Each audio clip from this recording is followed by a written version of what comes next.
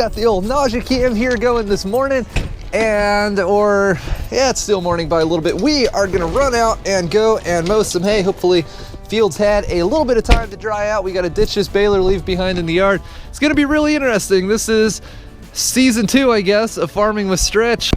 I don't know, hopefully this thing doesn't eat itself its first time out like the square baler did last year. You know, everybody talks about how there's such a thing as a good used baler out there on the market. Personally, I think it does exist, but I think Bigfoot farms with it because everybody talks about it, but I know I've never seen one and I've looked pretty hard. Not entirely sure where I want to stick this thing. I don't know if you can see that tire, but I pirated the whole new wheel off the square baler. Stuck it on here. I hope I don't back into something. Make sure I pick up the piece of wood with as many fire ants as possible.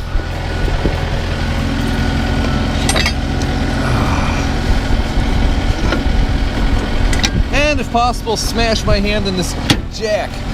All right.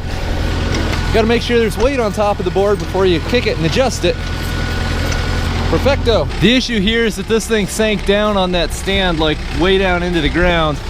So it's too low to hook the tractor to.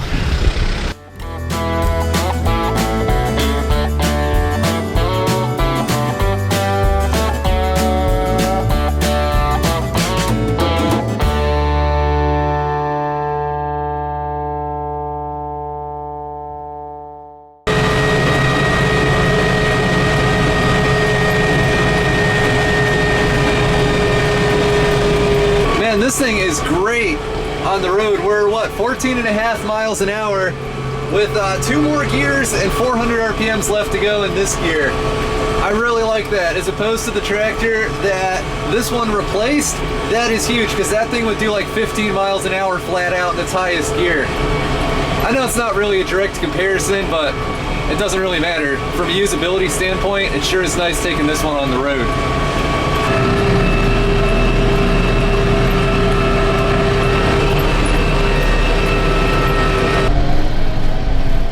This is the kind of thing that makes me nervous.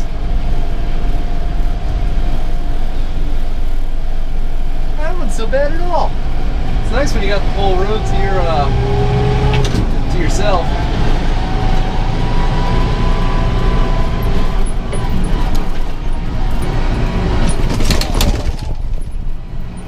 Oh, that is the downside to taking these back roads.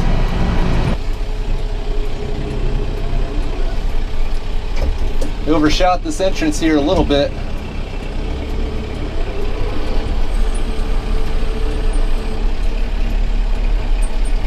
Oh yeah, we are here.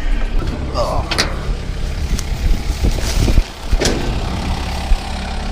And we're running.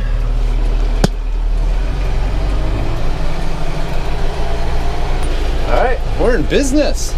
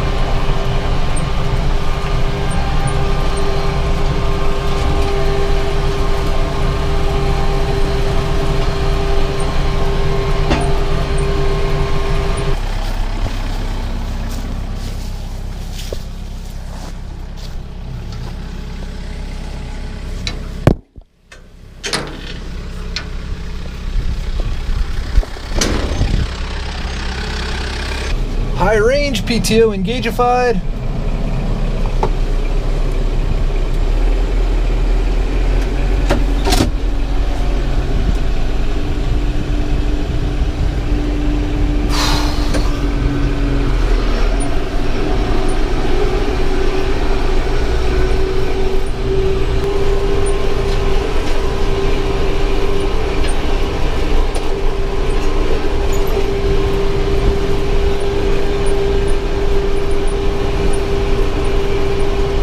not like to see these trees.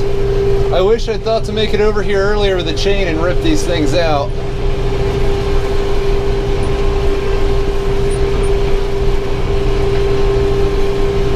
They almost look like they're not accidental. It's like the guy who owns this place planted them. Huh. I might have to ask about that.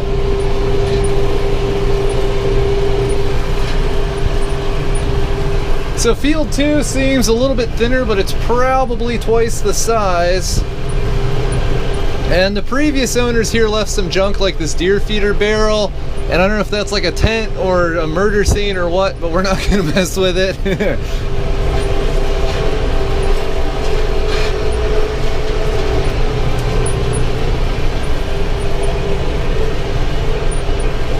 And we are into it.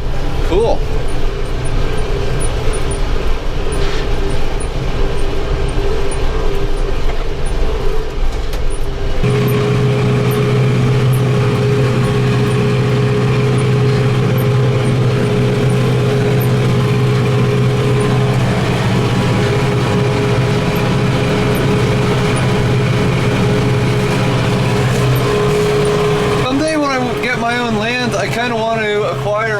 Mower than this thing, because it is kind of small, I will grant you that.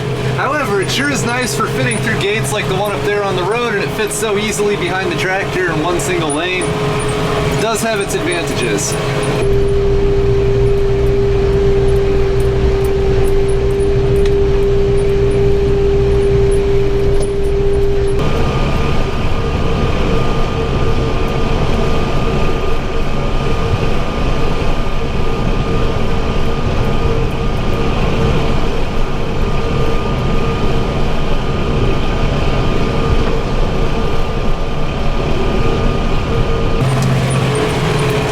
Still getting used to this air ride seat. I cannot believe I spent a bunch of money on this tractor and did not realize that was there. Anyway, I will tell you guys what my personal favorite part of mowing hay is.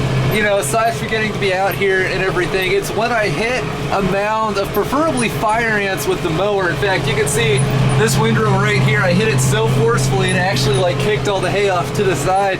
When you hit these things, the ground now is a little bit drier than it was last year when I was mowing hay. So we don't get that tremendous rewarding cloud of dust that comes up out of the mower. But when I hit one of these things, it goes just like that. Disaster status, very narrowly avoided. That would be what looks like a railroad tie. Perhaps a 4x4 of some sort. All I know is I am very glad I did not hit that. We're gonna do a little bit of field cleanup here. This isn't the reason why I left the loader on the tractor. Sometimes people ask me about that. Really the reason is because I can't be bothered to take it off. I know that sounds bad, but it's just, the ride doesn't really bother me that much. And, oh yeah, that would have been really bad. Yeah, it's just the harsh ride doesn't really bother me all that much. And actually, for having this drum mower back here, I kind of like having the loader on the tractor because it acts like a gigantic counterweight. Normally, I'd call the guy and ask if, you know, if he wanted this or something, but he told me he just bought this place and had done nothing with it. So, he's probably not even aware of its existence, let alone, you know, he's the one who put it here. Losing my chain. Okay, and that is why you pay attention to what you're doing. You don't just zone out and listen to, well, I'm listening to a podcast, but you know, your music or whatever. I gotta go fix that chain. Yeah, another foot or so, I would have hit that. That would have been bad.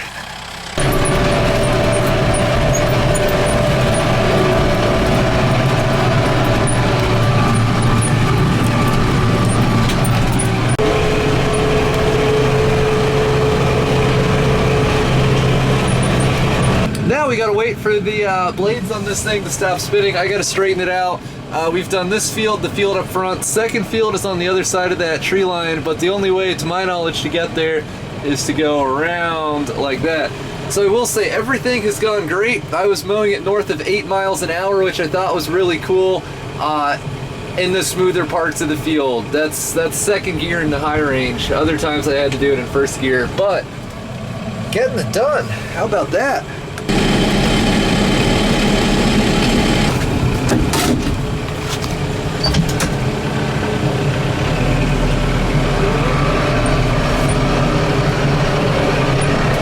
It is beautiful out here.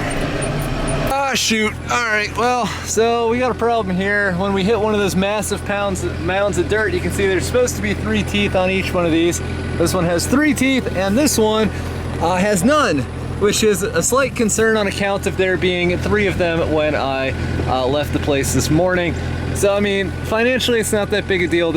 I mean, they're made to be replaceable, so I'm not really worried about it, but it is kind of a pain because what's happening is this, where part of this windrow is down, and then, well, everything that the other drum would have cut is not. So that's all right though, because we did kind of what we needed to do here. I intentionally wanted to save this field for last. It is super rough, however there are workable patches of grass in here. It goes from surprisingly decent mixed grass to shrubs. I mean, literally shrubs. I'm not bailing shrubs. So what we do have is pretty much all I was really thinking I could get out of this. I guess we'll just rake up what is down and try to bale it. That's the thing, there's 3 fields here. I would have passed on this one, but it's one of those things where they're kind of a package deal. So one up front, which looks really good, the one over there, which is perfectly workable, and shrubs and trees. So yeah,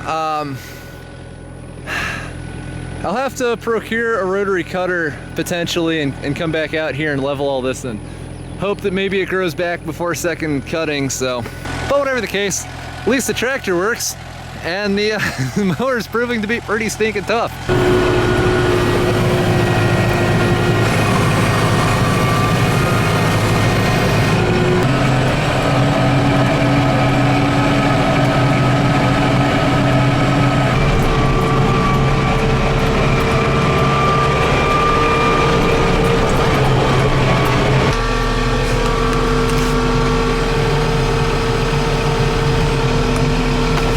Well, it appears as though we did have one fatality today. You can see how there's oil like all over the mower down there. And what seems to be happening is this thing here. I'll set it down. The hydraulic lift cylinder for this thing has sprung a leak here. Oh, what in the world is that? Rank, nasty stuff coming out of there. That's very frustrating. You know, it's only about a 1-year-old mower, not even a year old. Man, it's a problem. I might need this thing in a couple days. Yeah, it's shooting hydraulic oil out of there, all right.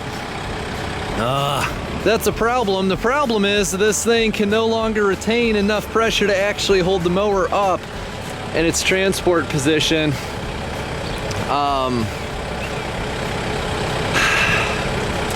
Yeah, because when we left, I could fold this all the way up to the shiny part of that hydraulic rod, and coming back, we had like 4 or 5 inches coming out. Actually, right there, you can see where it stopped. And it was a challenge to even keep that. Well, son of a gun.